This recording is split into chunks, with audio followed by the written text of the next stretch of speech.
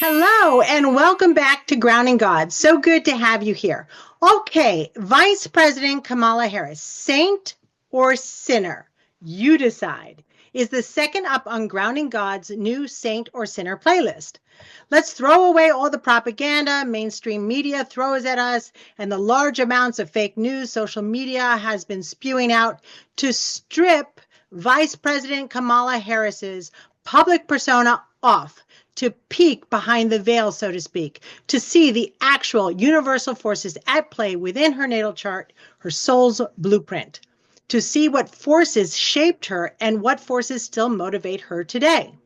All this will be through the lens of useful metaphysical astrology, which I use here on this channel. If you have any questions about my interpretations or metaphysical astrology, you can check out the new playlist, Metaphysical Astrology Explained. Okay?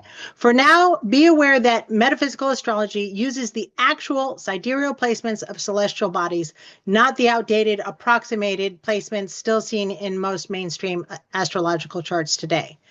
I have a video on that as well. It's in the same playlist. Okay, now back to Kamala.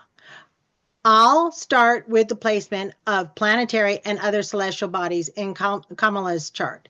Then we'll further interpret how the interplay of all these energies express themselves through Kamala's constructively or destructively, or a combination of both. To be fair, I did the same for former President Donald Trump's natal chart yesterday. Okay, Kamala's ascendant and first house of self, ego, outward appearances, how her energy emanates to those around her, is first colored by the energy of Taurus, further flavored by her north node conjunct her ascendant. Oh my goodness. Okay, but then quickly changes to the influence of Gemini, the twins, and remains that way through the majority of the first house. Flavored, at the end by Atropos, which is the one who decides fate or even the death of others. Then by Orcus, close to Sirius, the brightest star in the sky, closely followed by Hygieia. I want to quickly point out that the actual sizes of the constellations are all different. So when using an accurate chart placements like we are here, more than one sign can influence a single house, sometimes up to 3. Okay, so again, you just check out the Metaphysical Astrology Explained playlist and it'll tell you what's going on. All right, so, okay, what does this mean? Kamala's north node on her ascendant in Taurus shows us that a key energy she is required to master in this lifetime is the understanding of what is truly valuable to possess in life. What will truly bring her the comfort and fulfilling life, that the Taurian energy strives for. This energy will be apparent to those around her. I'll say more about this North Node interpretation when we have more information as to how her other energies, especially her South Node, might be supporting or blocking this expression. Okay, Atropos. This is the one who decides the fate of others, for better or for worse, expressed through Gemini's two-sided nature. I think we saw this energy in her former occupation, but time has moved on, so it is important to look further into the first house with Orcus close to Sirius, the brightest star in the sky, closely followed by Hygieia in Gemini. Here with Gemini, we see her desire to shine brightly in the world, to create a new world order with Orcus, which comes only after the destruction of the old, with Hygieia, which is in this combination expresses as someone who uses their sexual energy to help create what they desire to heal. Okay, and I'm sure that'll become clearer as we do the entire chart. Okay, so, and please don't get mad. I'm simply at some of the wording, I'm simply interpreting the universal forces that have shaped and motivated Vice President Kamala. Remember, we need to continue to see how these energies in her first house might be influenced by energies, aspects interplaying throughout her chart. Okay, so Kamala's second house, let's see, what she values in the physical material plane is colored here by the energies of Gemini, followed by Cancer, and then finally Leo.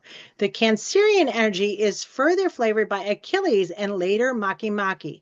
The Leoan energy is flavored by Cupido, or if you want, I'll just say Cupid. Then a Mars Nemesis conjunction. Okay, let's unpack this.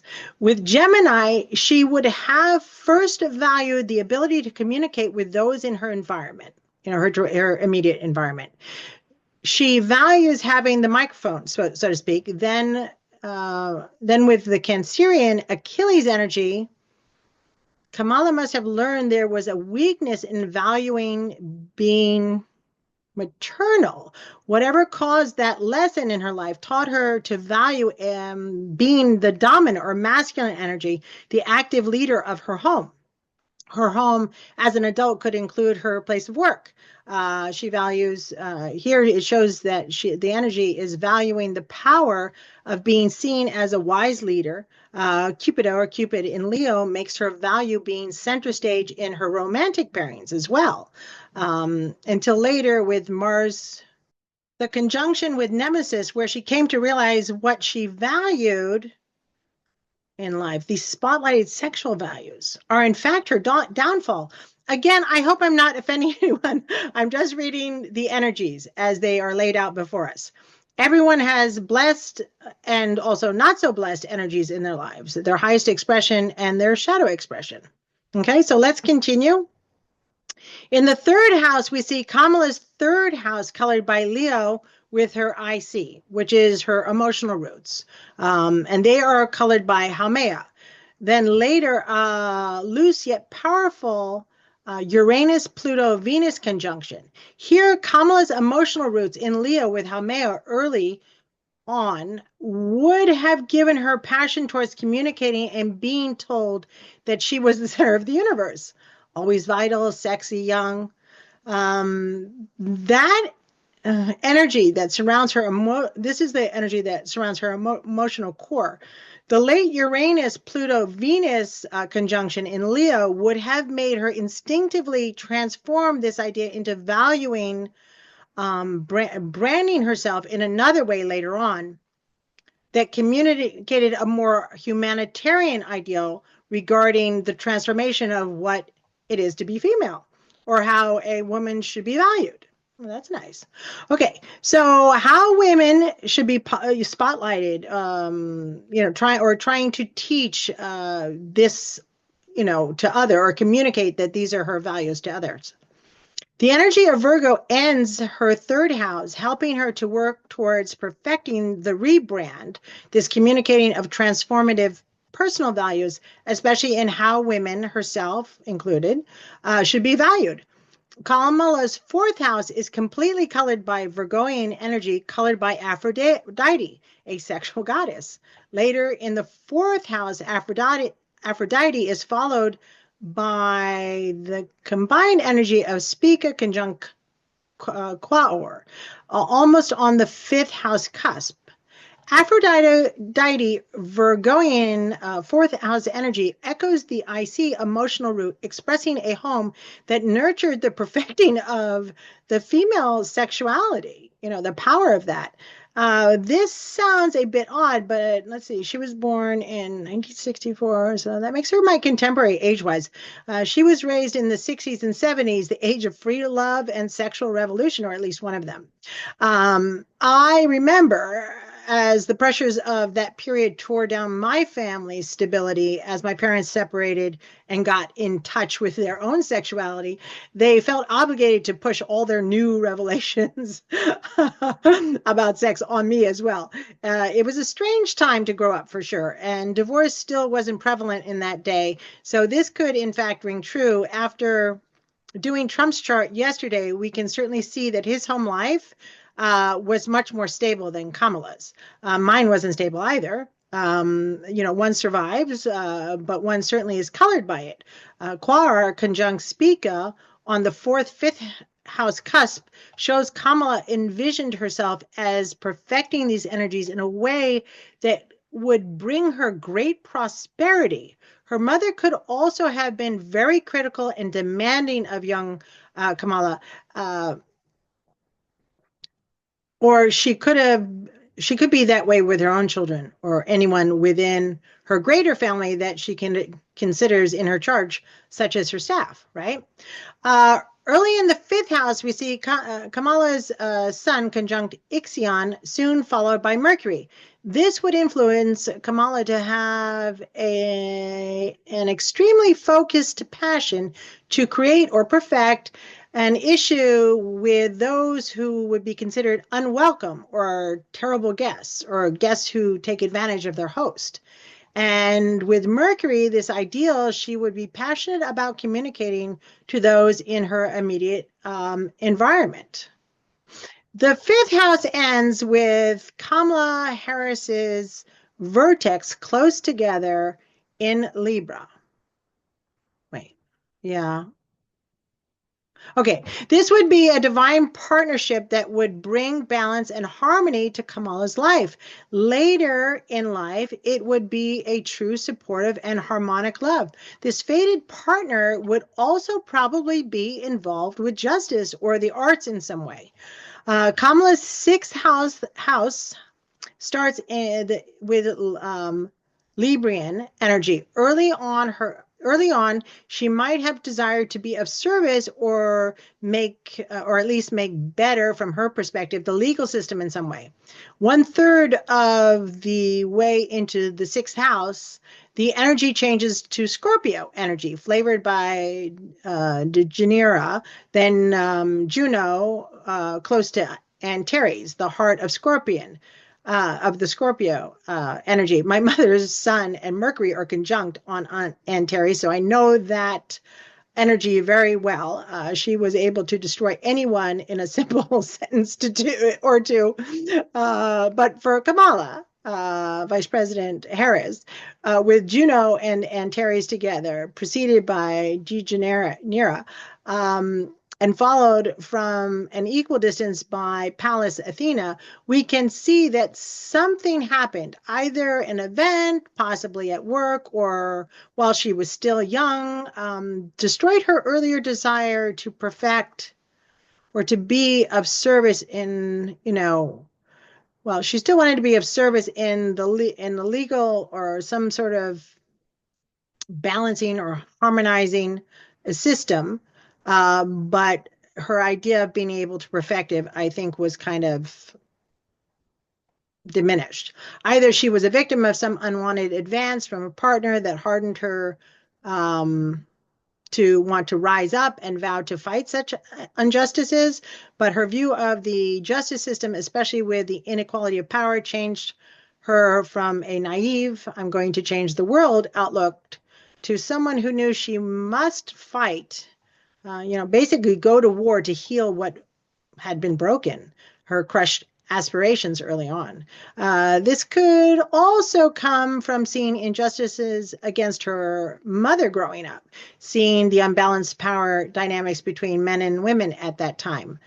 This brings us to Kamala's south node at the very end of the sixth house in Ophiuchus.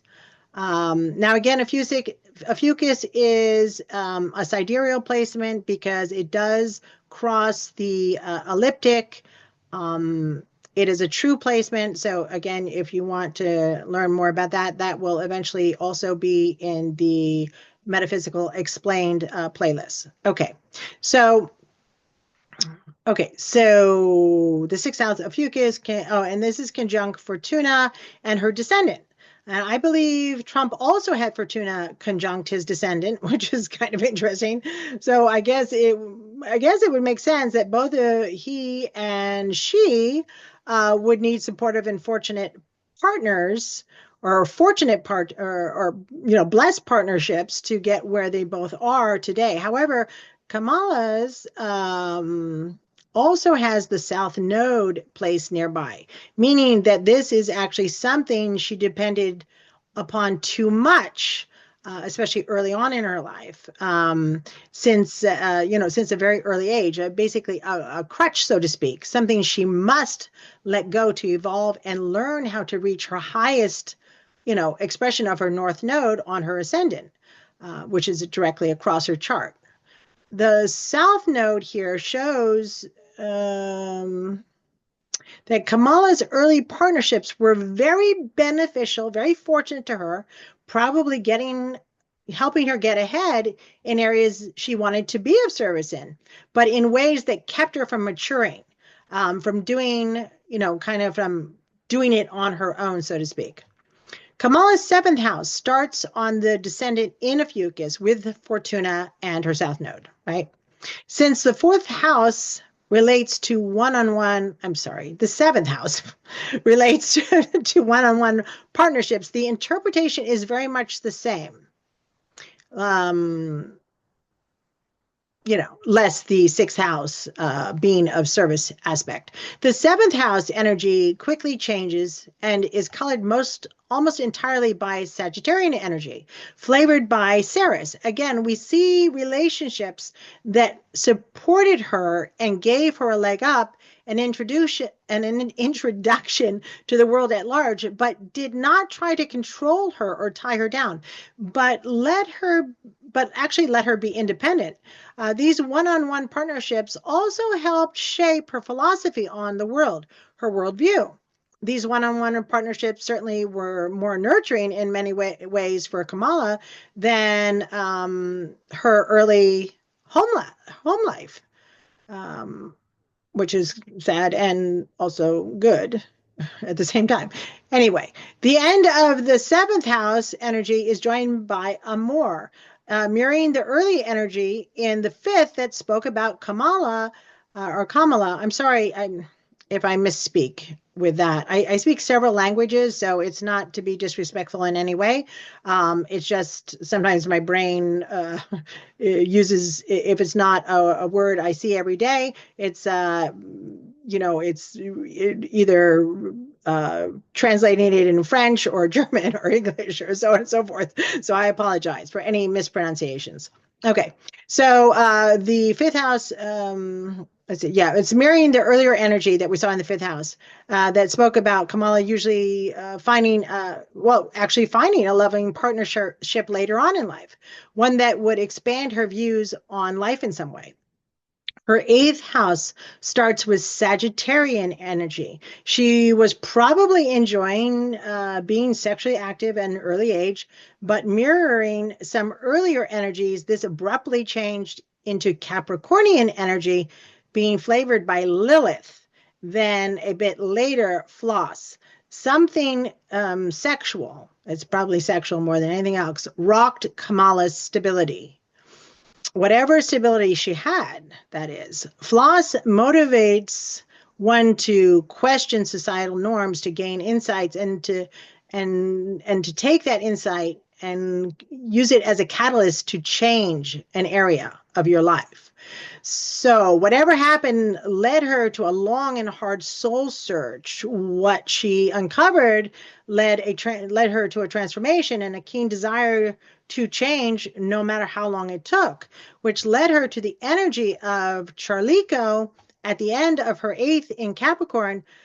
She let go of intimate relationships with herself and others that were toxic. She became committed to building a healing place for her externally and internally, which is probably why she finally attracted or attracts a truly loving and supportive relationship. So good for her.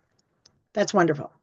In Kamala's ninth house, there is only 1 degree of Capricorn energy, switching quickly to Aquarian energy. Kamala has a lot of additional energy coloring the first third of the ninth house.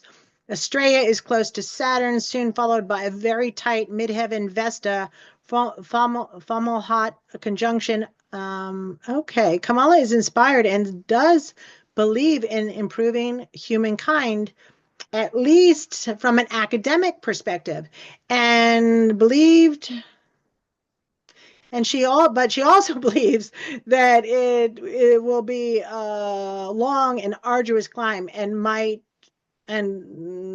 also believes that one, if they needed to, could just abandon such a goal if the task becomes too arduous. Career-wise, she is inspired to be the goddess of the home and hearth, which I guess could translate to the nation. who retires with a generous pension and universal respect with the royal star here, Fomalhaut. VP Kamala Harris believes this is her calling.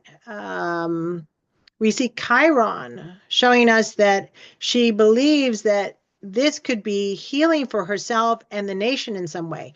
The ninth house ends in Piscean energy. This shows she believes that this is the universe's plan for her. In Vice President Kamala Harris's 10th house of her legacy, what she will build and leave to the world, we see Piscean energy flavored by Eris close to chaos. Oh my goodness. Eris disruption with chaos together with in Pisces. Okay, I don't want to color this interpretation with any of my own thoughts, but this is not great. Okay, I'm just going to keep going. What I was going to say when I first saw Pisces is the expression of Pisces in a person's chart is completely dependent upon the stability of the rest of the chart. Thus far, poor Kamala hasn't had many stable influences in her life. Again, I caution myself here because dependent upon supportive or destructive interplay of aspects of the entire chart, this could look different when we get to the end. So let's press on so we can get there. If a person is stable, Piscean energy can bring many blessings. It would be very apparent if a person is in this energy because they would be calm most of the time, at peace and centered, and they would basically go with the flow, right? Things wouldn't really rattle them. If the Piscean energy is not stable, it can lead to all forms of addictions, imbalances, and even mental illness. The person's energy, mind, and in her 10th house, public persona would appear chaotic and unstable at times. Kamala's 11th house starts in Pisces with her moon conjunct Sedna, but is almost entirely colored by Aries. There are deep emotional issues with her relationship with her father and her mother, a feeling of being used or maybe abandoned by her father and or other father figures, possibly partners that were older than her,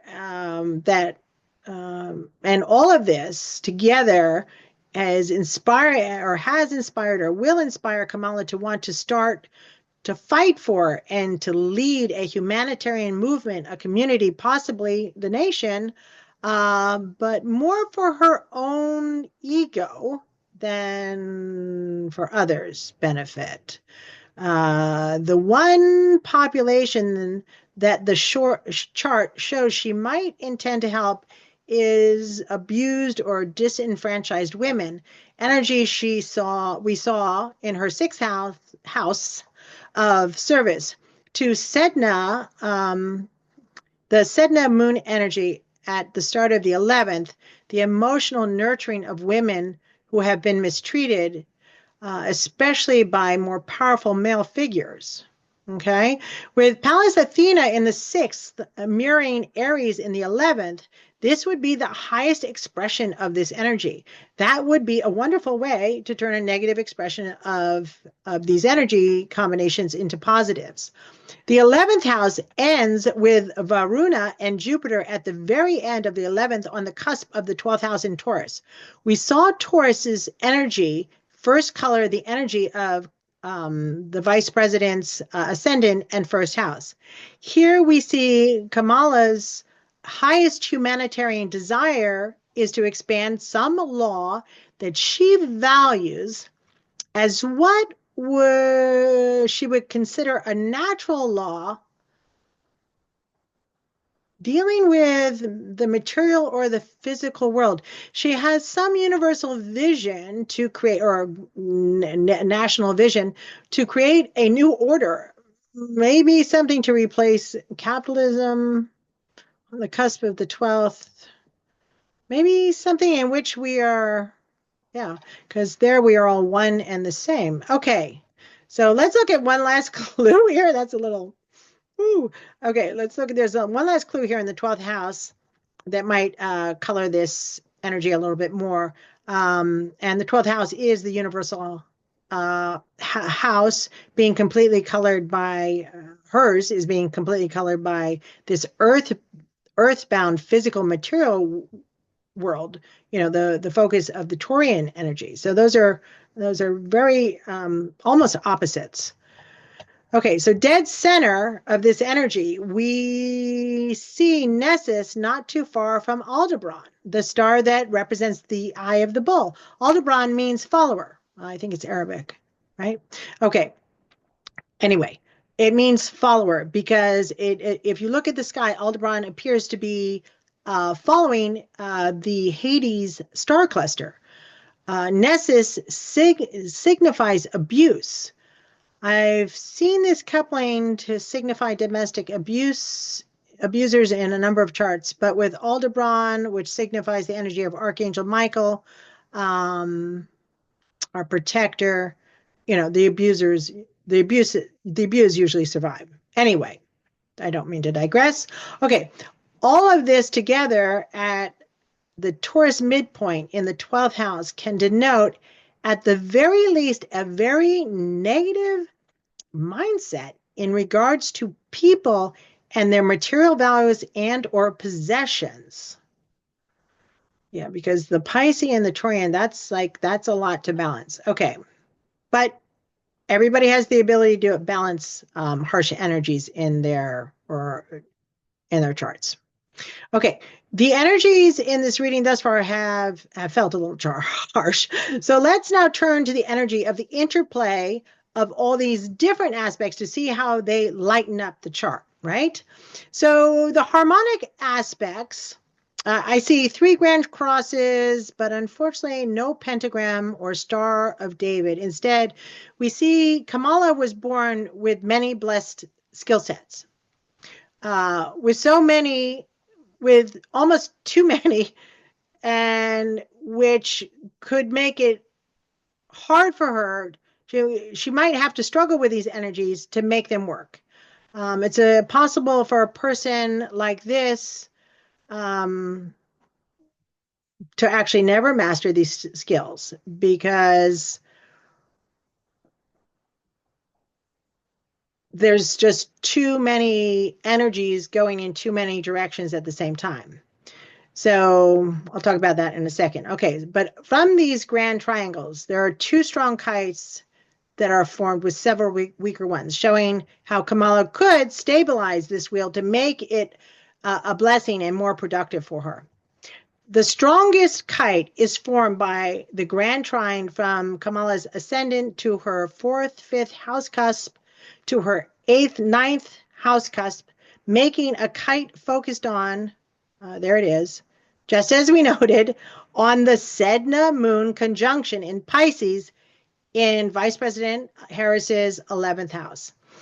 If she can stabilize this spinning wheel, the highest expression of her strongest grand triangle and kite would be blending all the lessons she learns, right, from what she's suffered, where the grand triangle is pointing, the 4th, 5th cusp, right, what she suffered there, and what she wanted to heal on the 8th, 9th cusp with her North Node mastery of understanding what is truly of value in life, what is truly is of value and fulfilling for everyone once she lets go of her dependence on supportive yet unhealthy partnerships.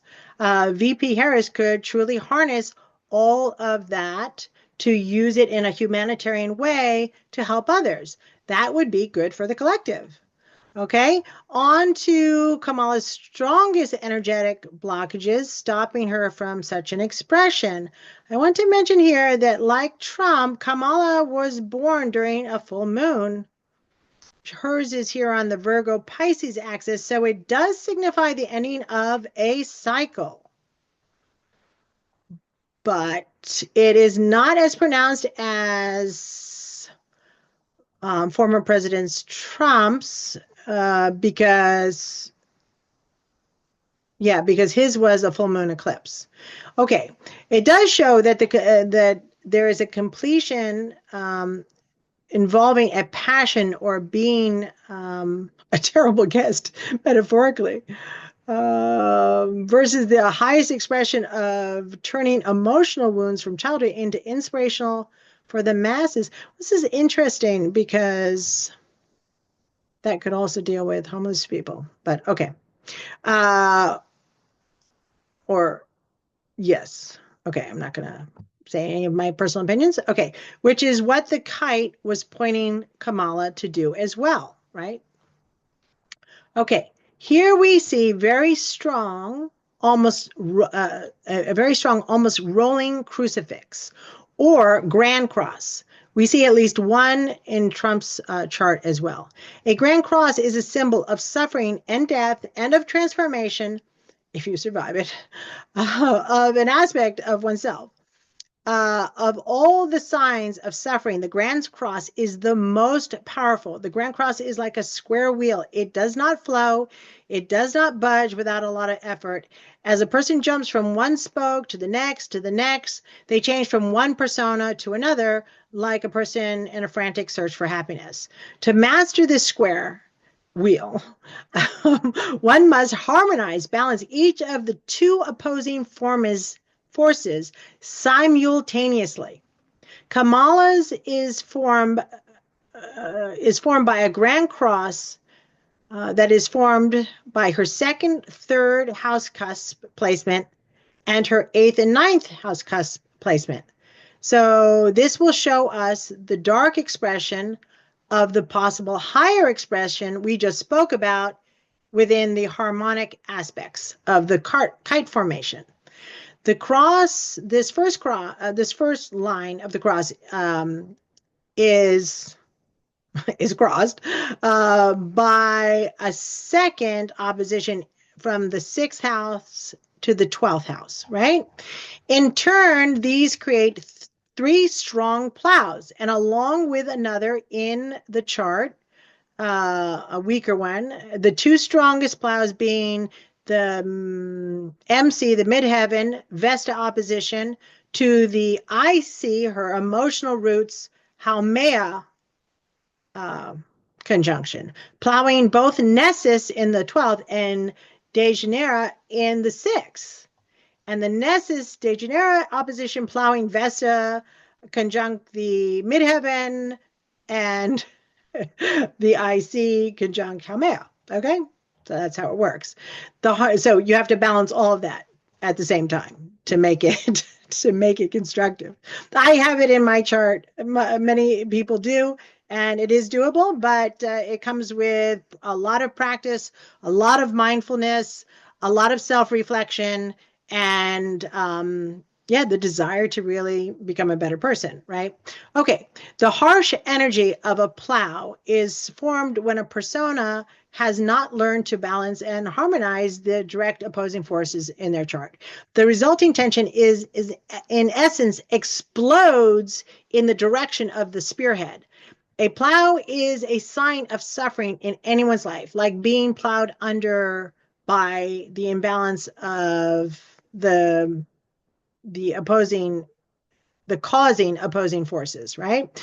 The suffering can be intense. Plowing is a metaphor that applies to life, just like plowing is a preparation for planting. The plowing in a chart symbolizes preparing for a job, right? Your life purpose.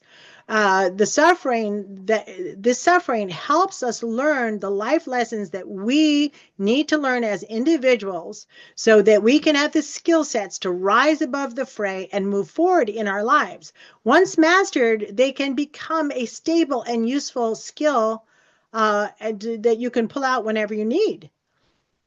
But you have to understand your chart. Kamala must have mastered balancing. Well, she must master balancing the energies of the 2nd, 3rd, and 8th, 9th cusps to remove this blockage to a higher 6th, 12th house expression and vice versa. Until then, the highest expression of these energies will remain dormant or worse. The problem is most people are unaware of these forces in their lives, and even if they are, they don't know how to unblock them. Remember, negatives or blockages in your life can become blessings as long as the person puts in the work, right? Then you can make these, you can harmonize the energies and make them constructive rather than disruptive.